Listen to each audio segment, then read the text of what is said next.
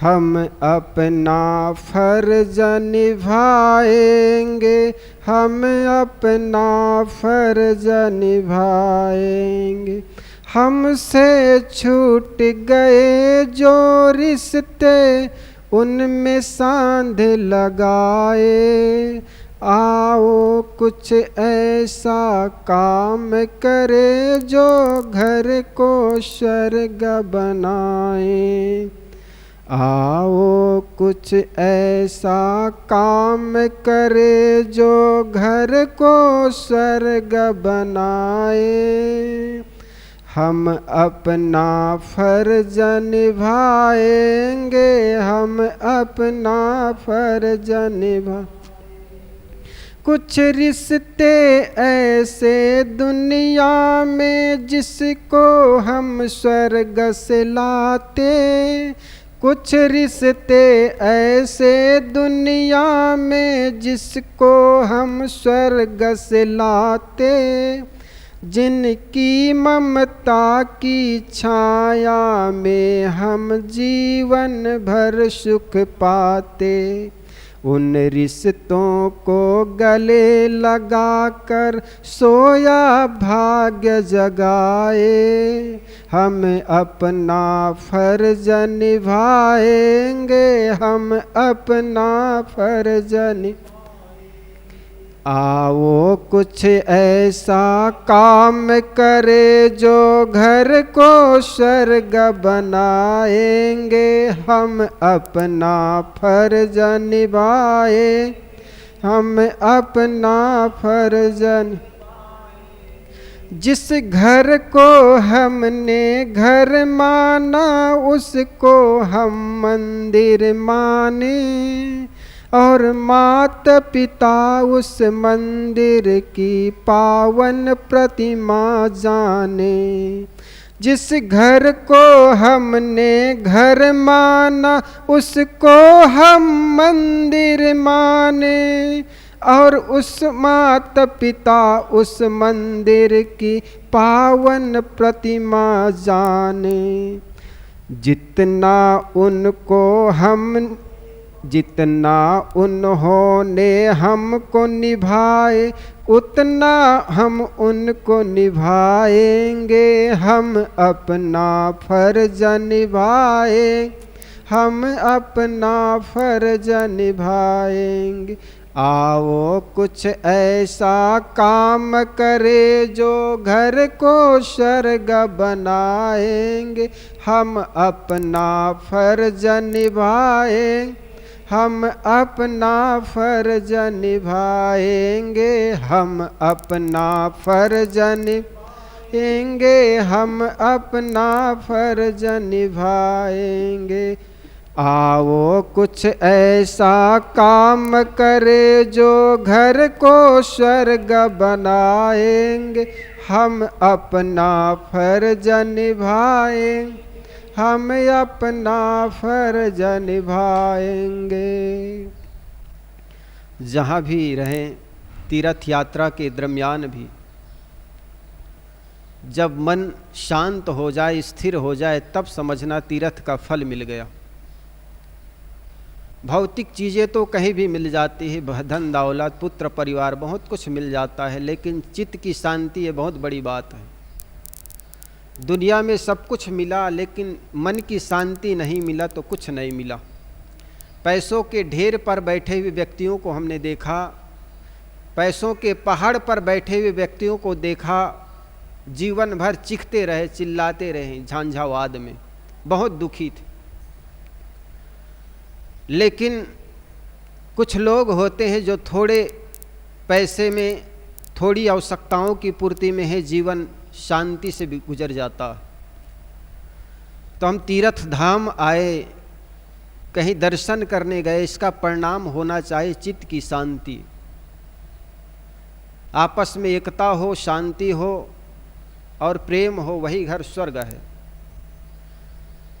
मरने के बाद स्वर्ग और नरक की चर्चा बहुत करते हैं, लेकिन सद्गुरु कबीर के मार्ग पर जिस व्यक्ति ने जीवन में शांति प्राप्त कर ली वही स्वर्ग को प्राप्त कर लिया।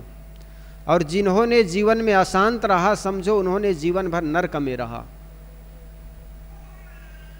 तो आप सबको बहुत बहुत धन्यवाद, जो कि संत गुरुजनों और देवताओं के दर्शन के लिए आप सब निकले हैं। और निश्चित जानिए आप लोगों का पवित्र कर्मों का उदय का परिणाम है। सद्गुरु कबीर ने कहा ना, जीवन जोबन राजमद अविचल रहे न कोय, जो दिन जाए सत्संग में जीवन का फल सोए। सत्संग का अर्थ होता अच्छा लोगों का संग। उसी को सद्गुरु कबीर ने कहा अपना संग। जहाँ अपने संग हो जाता है, अपने लोगों का जहाँ मन मिल जाता है, वही अपने संग होता है। और अपने लोगों के बीच समय कैसे कटता है पता नहीं चलता है, वही मुक्त अवस्था है जहाँ पर टाइम का पता ना हो। कई बार होता है हम कुछ क्षण के लिए किसी व्यक्ति से मिलते हैं, हमारा मन बड़े कलह से भर जाता, अशांत हो जाता। इससे कब पिंड छुड़ाए, इनसे कब दूर जाएं, ये मन में बना रहता। जिन लोगों के बीच रहने से हमारे चित्त में शांति आए, वही सत्संग है। और ये तब हो पाएगा जब हमारे कर्म का संस्कार शुद्ध हो। इसलिए हर क्षण अपने कर्मों को देखो। साहब कहते हैं अपने कर्मों को सुधारोगे भाई, तुम पर जुल्म है न ईश्वर खुदाई। कर्म तुम्हारे इच्छा अच्छे हैं तो किस्मत तुम्हारी दासी। हम कहते हैं ना हमारे कर्म किसी ब्रह्मा ने लिखा है, विधाता ने लिखा है। दुनिया में ऐसा कोई विधाता नहीं जो आपका कर्म को लिखता हो। आपके कर्मों का विधाता आप स्वयं हैं। आप रोटी नहीं बनाएंगे तो आप भूखे रहेंगे, इसका मतलब रोटी स्वयं बनाए। इसी प्रकार कर्म जब आप करते हैं तो वही वह भाग्य बन जाता है कल के लिए। तो हर व्यक्ति अपने कर्मों का विधाता है और अपने भाग्य का निर्माता है। इसलिए कहते हैं कर्म तुम्हारे अच्छे हैं तो किस्मत तुम्हारी दासी है, धर्म तुम्हारे अच्छे हैं तो घर में मथुरा काशी। कर्म धर्म दोनों बने अच्छे तो जीवन बना विनाशी है, कर्म धर्म दोनों खराब तो गले में यम की फांसी। इसलिए जीवन में अगर सुख चाहते हो तो कर्म अच्छे हो, संत गुरुजनों की वाणियों को सुने, है ना। आज Bahujan Samaj ST SC OBC अगर पढ़ रहे हैं तो पढ़ने का अधिकार देने का श्रेय जाता है ज्योतिबा फूले को, सावित्री देवी को, अंबेडकर को। इन महापुरुषों को भुलाना उनके साथ नाइंसाफी होगी। इसलिए समय समय से ऐसे महापुरुषों को याद करें। तो संतों के पास जाकर कभी बैठने से अपने जीवन के वास्तविकता का पता चलता है। यूँ तो हम भूले रहते हैं 24 घंटा यार मित्रों में, पत्नी बच्चों में, मकान दुकान में। लेकिन कभी ऐसा समय निकालें और अपने से पूछें मेरा अपना क्या है। जो आपके अपना है वे साथ जाते हैं, वे छूट जाए तो समझना वो माया है। इसलिए साहब ने कहा संतों आवे जाए सो माया। जो आपको मिलकर के बिछुड़ जाए वो आपके माया है, लेकिन आपके साथ जो जाएगा वही आपके अपने। जो शरीर अभी मिला है न जाने कितने जन्मों तक मिलता रहा है, लेकिन अनेक जन्मों का हमें पता नहीं। इसी जन्म में जो यौवन शरीर मिला है, सुंदरता मिली है, इसी में हम अपने आप को खो देते हैं। इसलिए इस जन्म में जो मिला है उसका सदुपयोग करें। जैसी पत्नी मिली, जैसे बच्चे मिले, जैसे पति मिले, जैसे माँ मिली, जैसी सास मिली, जीवन उन्हीं लोगों के बीच जीना है। इसलिए अपने आप को एडजस्ट करें। दूसरे को बदलने के बजाय अपने को बदलना बहुत सरल है और सहज है। कोई आदमी काला है अपने को गोरा नहीं कर सकता। किसी का बाल पक रहा है वो काला ना कर सके, खिजाब लगाकर भी करता है, फिर अंदर से निकल ही जाता है। लेकिन कोई ऐसा व्यक्ति नहीं जो अपने मन को शांत कर सके। हर व्यक्ति ये अपने बस है, अपने मन को शांत कर सकता है। और ये तब होगा जब चंचल मन को देखना शुरू करें। ध्यान की प्रक्रिया संत लोग इसीलिए लगाते हैं ताकि आप अपने मन को देख सकें। मन में अनेक विचार उठते हैं और उस विचारों को देखें तो विचार शांत हो जाएगा। लेकिन विचार के चलते ही आदमी दुखी होता है, और विचारों को देखते रहें तो निश्चित विचार शांत हो जाता है।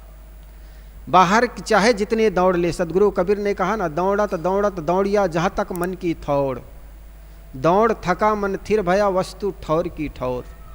शांति कहीं दुनिया के कोई जगह पर नहीं पड़ी है, बल्कि आपके अंदर है। इसलिए साहब ने कहा, वस्तु अंते खोजे अंते क्यों कर आवे हाथ, सज्जन सोई सहराइये जो पारख राखे साथ। आपकी शांति आपके घर से शुरू होनी चाहिए। और घर में अगर पति से पत्नी और पति पत्नी के बीच अनबन है, सास बहू के बीच अनबन है, बाप बेटे के बीच अनबन है, तो दुनिया में ऐसा कोई मंदिर नहीं जो आपको शांत कर सके। इसलिए सबसे बड़ा मंदिर है आपका घर है, और घर में रहे लोग देवी देवता है। इसलिए घर के लोगों को संतुष्ट करने से जितने घर में शांति आ सकती है, दुनिया में कोई ऐसा भगवान नहीं जिसको आप खुश करके आपके घर में शांति ला सके। इसलिए बड़े महत्वपूर्ण है घर के लोग, उनकी आवश्यकताओं को समझें, उनकी दवा हवा का प्रतिबंध करें। घर में कोई बीमार पड़ जाते हैं, उनकी आवश्यकताओं का ख्याल रखें। साहब ने कहा, जा घर प्रेम न संचरे सो घर जान मशान। जिस घर में प्रेम ना हो वह घर घर नहीं बल्कि शमशान घाट। इसलिए घर में जो लोग रहते एक दूसरे के सहयोगी बने, साथी बने। ये मत सोचे किसी को गुलाम ना बनाए। पत्नी है समझे आदमी पैर की जूती है, तो ऐसी नहीं, साथी है, जीवन साथी। जीवन एक यात्रा है, और इस यात्रा में पत्नी की साथ मिल जाता है, पति के साथ मिल जाते हैं, माँ बाप का साथ मिलते हैं, सब सहयोगी है।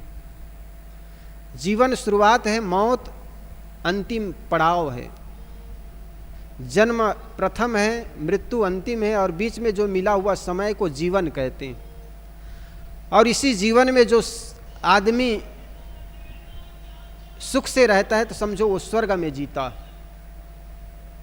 इसलिए साहब कहते हैं, हम अपने घर को सुंदर बनाएं। मृदुवानी सुंदर वर्ताओ सभी गुणों की खान है, प्रेम की गंगा बहे जहाँ पर वही घर स्वर्ग समान है। बोलिए सद्गुरुदेव की जय।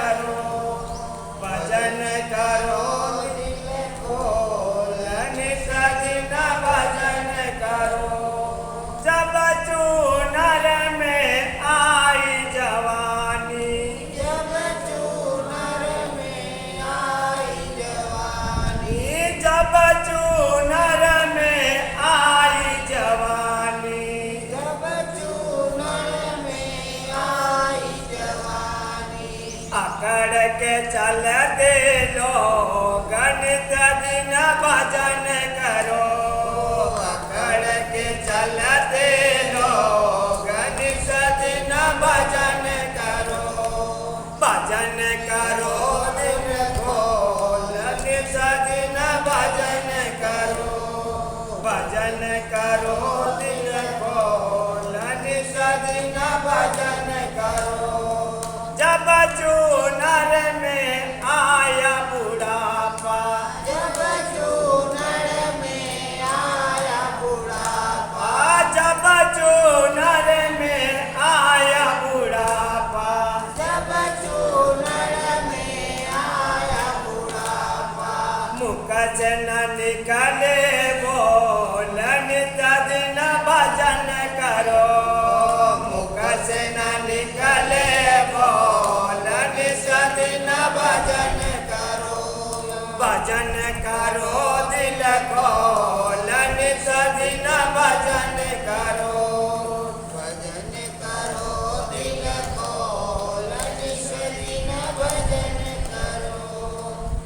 भजन करो दिल खोल नित दिन भजन करो भजन करो दिल खोल नित दिन भजन करो चून रहे अनमोल नित दिन भजन करो चून रहे अनमोल नित दिन भजन करो कहत कबीर सा सुनो भाई साधु कहत कबीर सा सुनो भाई साधु कहत कबीर सा सुनो भाई साधु कहो कबीर सा सुनो भाई साधु भजन करो दिल खोल नित दिन भजन करो भजन करो दिल खोल नित दिन भजन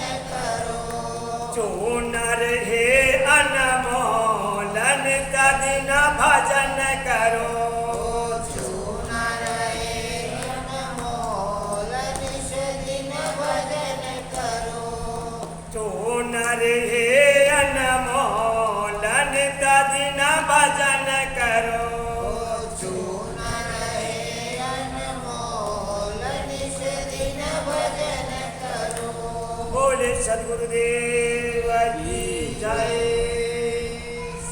संत